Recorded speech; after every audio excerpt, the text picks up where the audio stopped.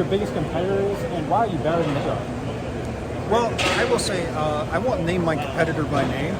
I will say that this technology is technology that comes from Europe.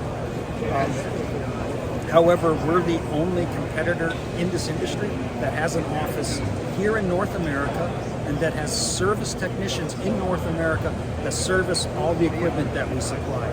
So what separates us from our competitors is that we have a very strong presence in North America. Okay. So for someone like me who doesn't know anything about like your business, like what's something that I should know that like isn't obvious just from looking at it? That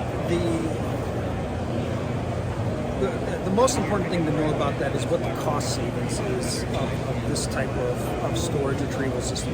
This is something that you can store very densely. You can go vertical. You can take out the labor cost or the human element out of it. But more importantly, you can free up space in your facility that allows you to do manufacturing, which generates more revenue.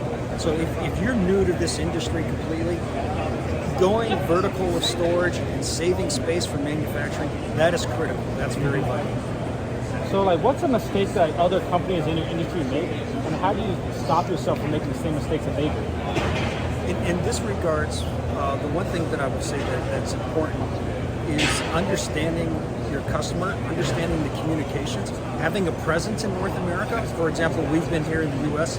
Kasto's been here for 50 years. Don't underestimate your customers. That's the biggest mistake that I see suppliers out there do. They have a great idea. They have a great idea to automate a process, but they don't understand what the real world applications are, or they don't know how to understand or communicate the benefits to the end customer also. Okay, do you mind if we take a look at your product you have here? Sure, go right ahead. Okay, great.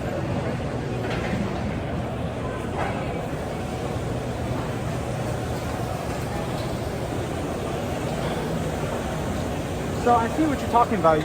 You're saying you're going to move the metal into here and transport somewhere else. Is that right? Well, first of all, this is called a uniblock system. And the uniblock system is we're storing material into our blocks. The blocks can then be stacked on top of each other. Oh, wow. And we're supplying the under the crane device. We're supplying all the automation. We can also supply the overhead crane.